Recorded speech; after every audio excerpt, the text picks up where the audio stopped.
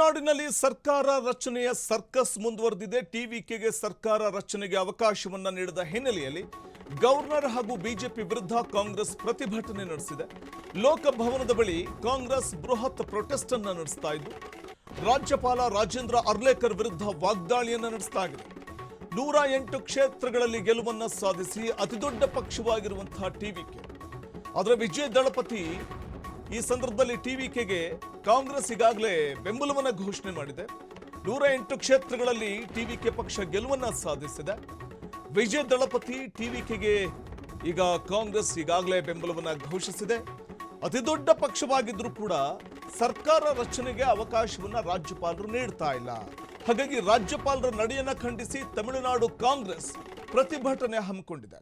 ತಮಿಳುನಾಡಲ್ಲಿ ಸರ್ಕಾರ ರಚನೆಯ ಸರ್ಕಸ್ ಜೋರಾಗಿ ನಡೀತಾ ಇದೆ. ಆದರೆ ಗವರ್ನರ್ ಅವರ ನಡೆ ತೀವ್ರ ಆಕ್ರೋಶ ಕಾರಣ ಆಗ್ತಾ ಇದೆ.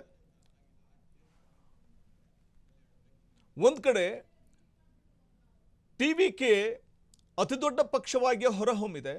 ಕಾಂಗ್ರೆಸ್ 5 ಶಾಸಕರ ಬೆಂಬಲ ಇದೆ ಅಂತ ಹೇಳ್ತಿದೆ. ಮತ್ತೊಂದು ಕಡೆ ಸಿಪಿಐ ವಿಸಿಕೆ ಕೂಡ ತಮ್ಮ ಬೆಂಬಲವನ್ನು ಘೋಷಿಸಿವೆ. ಒಟ್ಟು 118 ಸಂಖ್ಯಾಬಲದ ಒಂದು ಅಲ್ಲಿನ ವಿಧಾನಸಭಾ ಒಂದು ಕ್ಷೇತ್ರಗಳೇನಿದೆ ಅದರಲ್ಲಿ 118 ಮ್ಯಾಜಿಕ್ ನಂಬರ್. ಆದರೆ 118ರ ಸಂಖ್ಯಾಬಲವನ್ನು ವಿಜಯ್ ತೋರಿಸಬೇಕು. ಆದರೆ ಒಟ್ಟು ಟಿವಿಕೆ ಪಕ್ಷದ ಸಂಖ್ಯಾಬಲ 116ಕ್ಕೆ ಮಾತ್ರ ಸೀಮಿತ ಆಗುತ್ತೆ. ಇನ್ನೂ 2 ಶಾಸಕರ ಬೆಂಬಲದ ಅಗತ್ಯ ಇದೆ ಬಹುಮತವನ್ನು ತೋರ್ಪಡಿಸಲಿಕ್ಕೆ. ಆದರೆ ಒಂದು ಕಡೆ ಬಹುಮತ ತೋರ್ಪಡಿಸಲಿಕ್ಕೆ ಅವಕಾಶವನ್ನ, ಅಂದರೆ ಸರ್ಕಾರ ರಚನೆಗೆ ಅವಕಾಶವನ್ನ ನೀಡಬೇಕು ಅಂತ ವಿಜಯ್ ಅವರು ಮನವಿ ಮಾಡಿಕೊಂಡಂತಹ ಸಂದರ್ಭದಲ್ಲಿ ಬಹುಮತ ತೋರಿಸಿ ಆ ನಂತರದಲ್ಲಿ ಸರ್ಕಾರ ರಚನೆ ಮಾಡಿ ಅಂತ ಒಂದು ಕಡೆ ಗವರ್ನರ್ ಹೇಳ್ತಾ ಇದ್ದಾರೆ.